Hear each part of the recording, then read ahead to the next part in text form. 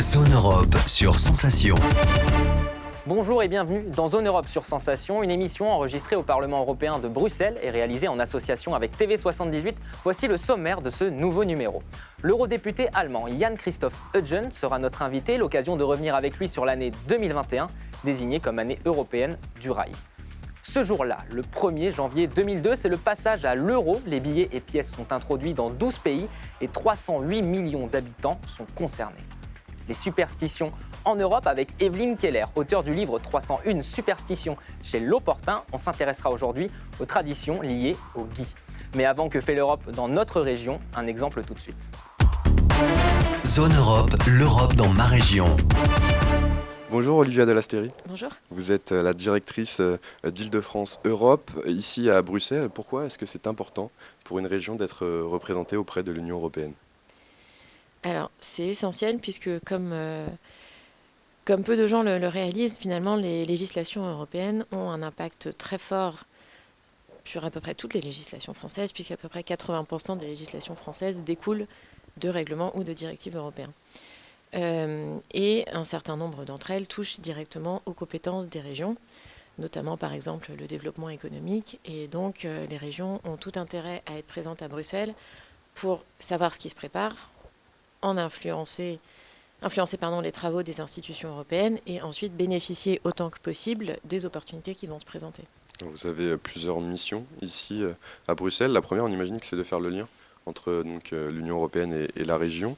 Dès qu'il y a des décisions prises ici, qu'est-ce que vous faites? Vous alertez, vous échangez avec les représentants de la région? Oui, alors d'abord, un petit préalable, c'est que nous, on représente le Conseil régional, mais aussi des départements franciliens. On a cette double casquette. Et il y a également des établissements publics franciliens qui peuvent être membres observateurs de notre association. C'est le cas d'Île-de-France Mobilité. Donc on représente en total 7 membres auprès des institutions européennes. En tant que bureau de représentation, on a 3 missions. La première, c'est de faire de la veille, bien sûr, sur tout ce qui est entrepris à Bruxelles. La deuxième, c'est de permettre à l'Île-de-France de bénéficier de financements européens. Les financements de la politique de cohésion, donc le FEDER, le Fonds social européen, etc., mais pas que, puisqu'il y a aussi tous les grands programmes de financement comme Horizon Europe, LIFE, le mécanisme pour l'interconnexion en Europe, Erasmus. Et ça, on veille à ce que les collectivités membres de l'association en bénéficient, mais pas seulement, on travaille aussi au service des acteurs franciliens pour l'ensemble de la région. Quels sont les thèmes forts, les principaux thèmes qui intéressent la région? On a parlé du développement économique, des transports. Est-ce qu'il y en a d'autres? Oui, alors juste pour revenir sur une dernière mission d'abord, c'est l'influence. Tout simplement des stratégies d'influence sur justement les politiques les plus importantes. Donc je viens à ces politiques. Alors on suit une dizaine de politiques qui sont liées donc aux compétences de la région et des départements. Donc je mentionnais tout à l'heure effectivement le développement économique qui est essentiel, notamment toutes les questions de recherche, innovation, de numérique. Il y a aussi les transports et la mobilité, surtout pour la région Île-de-France où la compétence appartient à la région. Il y a également tout ce qui concerne les questions d'environnement, énergie, climat, ce qui est très vaste bien sûr. La politique de cohésion que je citais. Également, plus pour les départements, les questions d'emploi, affaires sociales, notamment la santé, qui montent de plus en plus sur l'agenda européen. On suit aussi de très près les questions liées au tourisme, sujet essentiel pour l'Île-de-France, et là aussi sous l'angle du développement économique, et la culture également. L'Union européenne, elle peut sembler loin parfois des citoyens. Votre mission, c'est aussi de faire ce lien, de la rapprocher avec les franciliens pour que cette barrière administrative qu'on entend souvent ne soit pas un frein au projet. Oui, alors nous, ce qu'on essaye de faire surtout, c'est de rassurer les gens qui ont envie de s'engager et qui prennent contact avec les services Europe des départements ou de la région pour leur donner des conseils, les aiguillonner vers les bonnes personnes au sein des institutions. Et en fait, ce dont on se rend compte généralement, c'est qu'en fait, les institutions européennes sont très ouvertes, d'après ce qu'on nous dit, bien plus que les autorités françaises, par exemple, que en fait, quand on demande un rendez-vous à la Commission européenne, si on cible la bonne personne et qu'on a des choses intéressantes à lui dire, il n'y a jamais de difficulté à obtenir un rendez-vous, au contraire. Généralement, dans les institutions, les gens sont très demandeurs d'avoir des retours d'expérience, de savoir comment ça se passe sur le terrain, comment les initiatives sont perçues, comment les financements sont utilisés, etc. Donc finalement, les institutions, à tous les niveaux, que ce soit au niveau politique ou au niveau technique, sont généralement très demandeuses d'échanges avec des acteurs ou des collectivités locales. Alors sur les financements, on connaît, il y a le Fonds européen au développement régional, le FEDER. On imagine que vous travaillez un peu avec ce fonds. Y a-t-il d'autres fonds sur lesquels vous travaillez beaucoup? Alors en fait, le FEDER relève donc de la politique de cohésion. Il y a aussi le Fonds social européen. Et en fait, l'Île-de-France est la seule région française qui bénéficie de plus de FSE que de FEDER. Et ça, cet argent est géré directement par la région, qui est autorité de gestion. Et donc nous, sur ce sujet-là, on est surtout intervenu au moment où les règlements qui encadrent la politique de cohésion pour la nouvelle programmation, donc la période 2021-2027, étaient en cours d'élaboration, puis de négociation interinstitutionnelle. Et là, on a veillé à ce que les intérêts d'une région comme l'Île-de-France, qui fait partie de la catégorie des régions les plus développées, soient bien pris en compte dans les règlements. Après, sur l'utilisation des fonds elles-mêmes, c'est la région qui intervient et nous, on est plus derrière pour avoir la toile de fond, pour leur donner des informations sur la façon dont la politique de cohésion est susceptible d'évoluer à l'avenir. Est-ce que vous avez des exemples de projets que vous avez accompagnés et qui ont pu aboutir grâce à des fonds européens? Oui. En fait, l'an dernier, on a accompagné une vingtaine de porteurs de projets en lien avec les équipes du conseil régional, où il y a aussi une équipe dédiée à ça. Et donc, on a un partage des tâches entre le conseil régional et nous. Et sur ces porteurs de projets, il y en a 8 qui ont bénéficié de financement, notamment, par exemple, Île-de-France Mobilité et la RATP, qui ont reçu 23 millions d'euros dans le cadre du mécanisme pour l'interconnexion en Europe, qui permettra de financer le renouvellement de la flotte de bus franciliens et des infrastructures de recharge. Non, vous avez parlé tout à l'heure de lobbying. Concrètement, comment est-ce que vous faites au quotidien pour influencer sur les décisions qui sont prises ici? Concrètement, dès qu'on identifie un enjeu potentiel, un besoin qui n'aurait pas été pris en compte, on contacte les services compétents à la région ou dans les départements ou auprès d'Île-de-France Mobilité. On se met d'accord avec eux sur les messages à faire passer. Et puis, on prend contact avec la personne qui, quand on est au tout début, qui tient la plume à la Commission européenne. Puisqu'évidemment, plus on intervient tôt, plus on a de chances que ça marche. Et ensuite, une fois que la proposition de la Commission a été publiée, on relaie aussi ces messages auprès des députés européens qui sont impliqués sur le sujet, donc les rapporteurs, les shadow rapporteurs. On travaille avec des députés de toutes nationalités confondues, ça c'est très important, et de tout groupe politique confondu. Et puis on a aussi des relations étroites avec la représentation permanente de la France pour avoir des informations sur la façon dont les négociations se déroulent au Conseil et sur les positions qui se dessinent de ce côté-là. Est-ce que vous avez également des relations étroites avec les eurodéputés franciliens qui viennent de la région Île-de-France? Oui, on essaye d'entretenir des relations privilégiées avec eux. Après, ça dépend beaucoup des commissions parlementaires dans lesquelles ils sont impliqués. Plusieurs d'entre eux sont impliqués dans des commissions qui ont un impact un peu moins direct pour une région comme la nôtre. Donc, on travaille en priorité avec eux, avec les députés français en général. Mais comme je le mentionnais, si on voit que c'est par exemple un rapporteur roumain qui s'occupe du texte, c'est évidemment avec lui qu'on va essayer de travailler en priorité, tout en tenant à informer les Français de la commission concernée pour qu'ils puissent également après appuyer les positions qu'ils pourraient défendre. Vous partagez vos locaux ici à Bruxelles avec l'antenne de la région Normandie. Oui. Où sont-ils situés et comment sont-ils?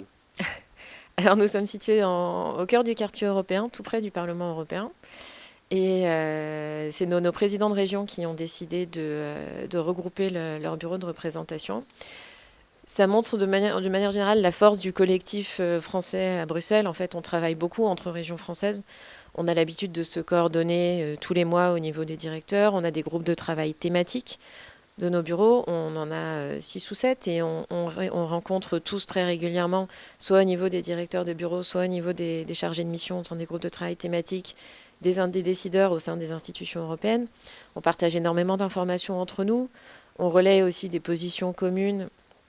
Quand, par exemple, Région de France a pris des positions, on n'hésite pas à le faire savoir à nos interlocuteurs. Donc, de manière générale, les régions françaises qui sont toutes représentées à Bruxelles, y compris les RUP, sont très actives et travaillent collectivement.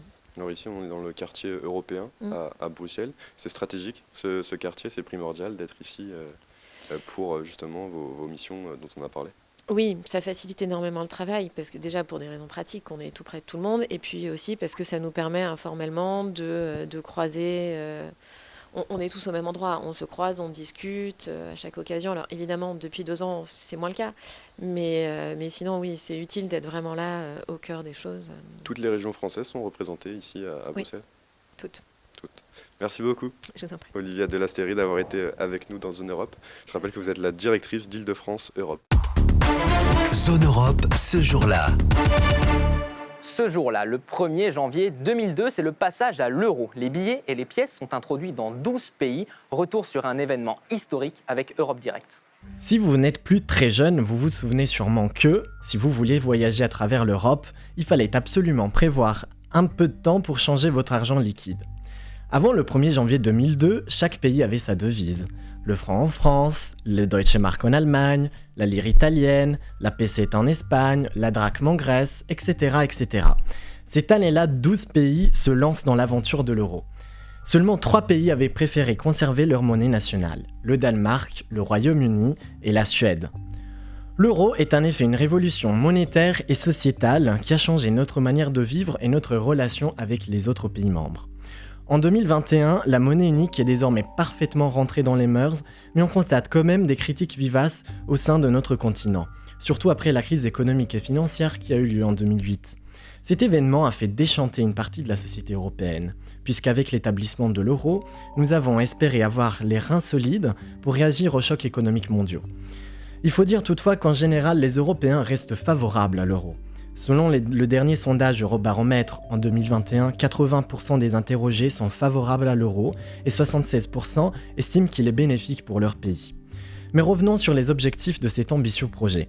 Le traité de Maastricht, entré en vigueur en 1992, prévoyait en effet l'établissement d'une seule devise pour éliminer au maximum les barrières économiques entre les pays membres. C'est donc l'un des moyens pour rendre effectif le marché unique et les 4 libertés de circulation qui le caractérisent, de personnes, de biens, services et capitaux. Les autorités européennes estimaient qu'une monnaie commune à tous les pays était nécessaire pour éliminer les fluctuations et les frais de change, favoriser la coopération et réduire les disparités économiques. Revers de la médaille, qui dit devise commune, dit aussi règles communes. Des critères de convergence comme la fameuse règle du 3% qui fait chaque année grincer les dents à certains pays membres moins rigoureux en termes de dépenses publiques. Au final, tous les arguments s'entendent.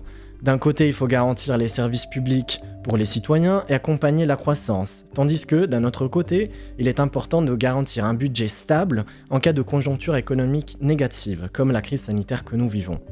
D'ailleurs, c'est logique. Pourrez-vous vivre avec un colocataire qui jette l'argent commun par la fenêtre? Au bout d'un moment, on dit basta. Bref, l'équilibre est parfois difficile à trouver. Des solutions ont été proposées comme l'instauration d'un vrai fédéralisme budgétaire. Ce fonctionnement permettrait des transferts publics pour réduire les disparités et atténuer les conséquences des chocs économiques. À ce stade, rien n'est moins sûr. Pourtant, c'est sûr, en 2002, avec l'euro, nous sommes devenus plus européens, les mains dans les poches. Zone Europe, l'invité politique. Je reçois aujourd'hui l'eurodéputé Jan-Christoph Eugen, eurodéputé allemand, membre du groupe Renew Europe, vice-président de la commission des transports et du tourisme. Bonjour. Bonjour. Alors 2021, c'est l'année européenne du rail. Alors un train a sillonné toute l'Europe entre septembre et octobre. C'était le Connecting Europe Express. Objectif, promouvoir le train auprès des citoyens européens et aussi une vraie mobilité durable. Est-ce que vous pensez que le train est vraiment négligé dans les trajets qui soient du quotidien ou pour des trajets un peu plus éphémères, pour des vacances ou autres? Le train a son rôle et il y a énormément de gens qui prennent le train et heureusement parce que le train est important notamment dans les zones urbaines pour transporter les personnes qui vont au travail. Donc ça c'est très important et c'est un rôle clé dans le transport. Parce que imaginez la région parisienne sans RER, ça ne marcherait pas qu'avec les voitures. Donc heureusement qu'on a le train et qu'il est apprécié. Après, la grande question c'est comment est-ce qu'on peut promouvoir le train et le fait ou l'idée de prendre plus le train et de laisser la voiture à la maison. Et je pense pour cela, il faut que le service soit bon, que le produit est bon, que les gens aient envie de prendre le train. Ce n'est pas toujours le cas. On parle souvent des retards. Il y a les retards, il y a l'équipement des trains. Est-ce qu'on peut travailler dans le train si on fait un long trajet? Tout ça, c'est important si on veut que le train soit une vraie alternative à la voiture ou à l'avion. Alors on l'a vu en France, une interdiction est tombée. Certaines liaisons aériennes intérieures sont interdites en cas d'alternative en train de moins de 2h30. Est-ce que vous pensez que c'est une bonne ou une mauvaise solution d'imposer, on va dire, finalement le trajet en train à la place de l'avion? C'est une solution qui est prise en France pour une situation française. En France, vous avez les lignes grande vitesse, vous avez des connexions avec les aéroports. Le système du train est plutôt bien développé. En Allemagne, moi je suis allemand, donc je peux comparer, on a un système du train où on n'a pas de ligne de grande vitesse. On a plutôt des connexions qui ne sont pas lentes, mais notre TGV à nous, le ICE, il roule moins vite que le TGV et il fait plus de stops. Du coup, on ne peut pas comparer ces deux situations. Donc, je pense qu'il faut, à l'échelle nationale, trouver un bon fonctionnement et avoir la possibilité de faire la connexion entre le train et l'avion. Parce que vous n'allez pas en train dans les États-Unis ou en Asie. Donc, il faut la connexion avec l'avion. Et au moment où c'est possible, vous pouvez remplacer des trajets courts par le train. Mais si ce n'est pas possible, il vous faut des avions avec des trajets courts pour faire la liaison avec les aéroports. Donc c'est une question de comment est le réseau et est-ce qu'on a les bonnes connexions entre les différents modes de transport. Alors vous disiez tout à l'heure, est-ce qu'on peut travailler dans le train? Et des fois les gens ont l'impression de perdre leur temps dans le train. Le Trans-Europe Express, vous en avez sans doute entendu parler, le développement des trains de nuit, par exemple le Paris-Vienne, qui partira à partir du 13 décembre. Est-ce que c'est des initiatives qui cette fois-ci pourraient être payantes, car potentiellement la nuit, les gens dorment et ont l'impression de ne pas perdre leur temps cette fois-ci?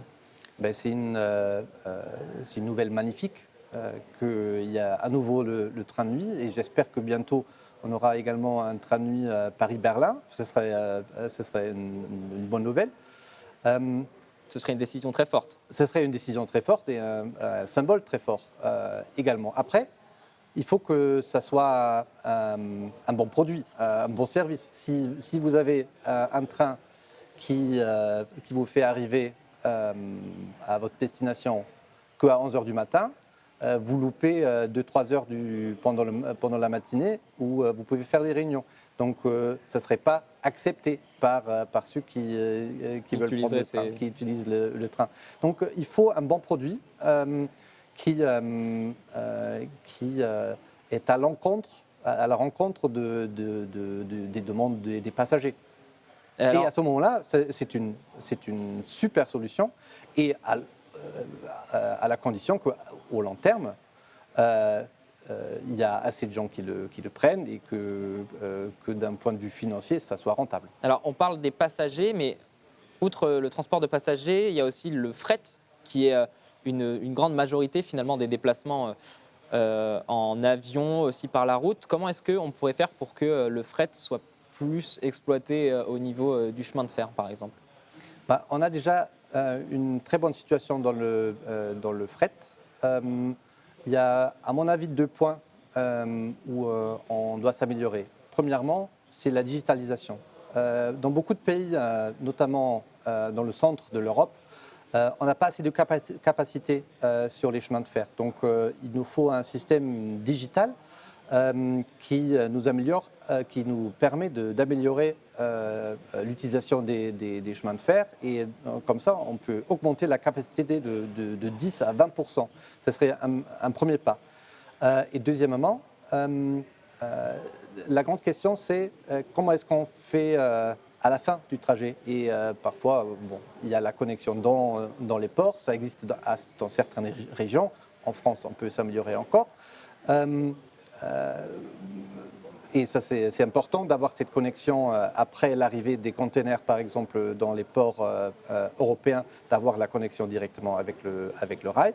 Et au bout, d'avoir des bonnes connexions entre la route et les chemins de fer, parce que vous n'allez pas pouvoir amener le train partout. Il faut, au bout d'un moment... Il n'arrivera pas dans votre supermarché, ça voilà, c'est sûr. c'est ça. Que ça soit transporté par des camions, mais moins de camions possible. Ça, c'est le but. Alors, l'Europe a fixé un plan zéro pollution d'ici 2050. C'est dans le cadre du fameux pacte vert.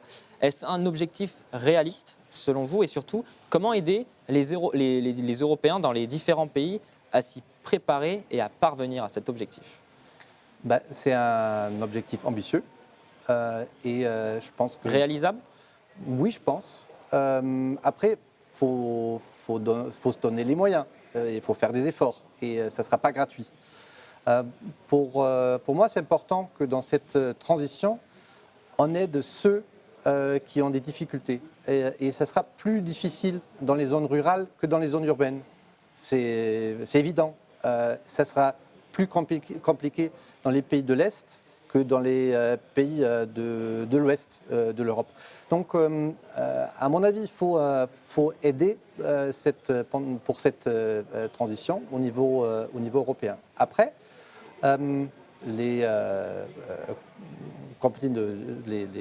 entreprises qui produisent les voitures ont déjà décidé, ont annoncé la fin du moteur à combustion interne. Donc, on va vers l'électrique dans les voitures. Mais vous pensez que c'est une solution d'avenir ou de transition, l'électrique en voiture? Non, c'est une solution d'avenir, je suis persuadé. Après, à mon avis, ça ne suffit pas. Parce que là encore, il faut qu'on ait une bonne connexion entre les modes de transport qui sont individuels avec les modes de transport Vous pensez qu'il faut revoir sa façon d'utiliser la voiture? Utiliser sa voiture pour faire 800 km, on ne le fera plus. Et on ira en transport en commun à la gare. En sortant de la gare, on louera peut-être une voiture électrique qui aura une autonomie de 2, 3, 4, 500 km pour son lieu de vacances ou son lieu de travail? Oui, je pense. Je pense qu'on aura plus d'options de mobilité partagée. Et c'est une bonne chose.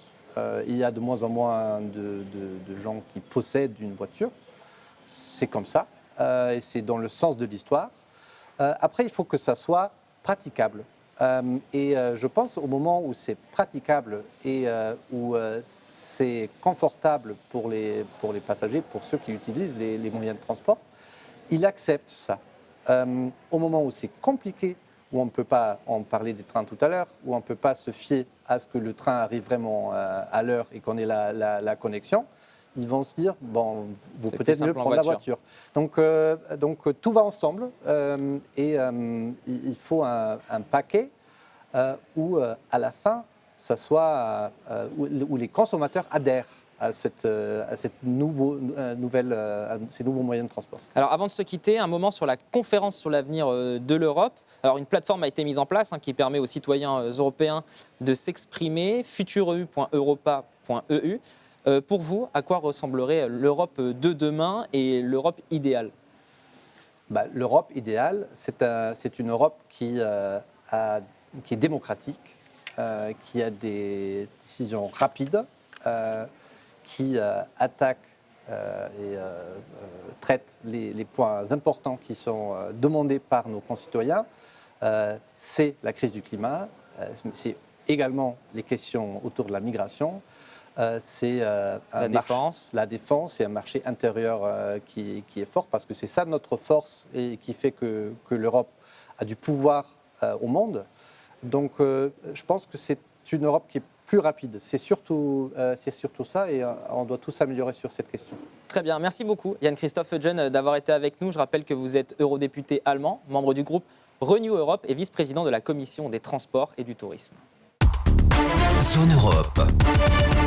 Les superstitions en Europe avec Evelyne Keller, auteure du livre 301 superstitions, petite encyclopédie des peurs et sagesses populaires chez L'Opportun. On s'intéresse cette semaine au gui.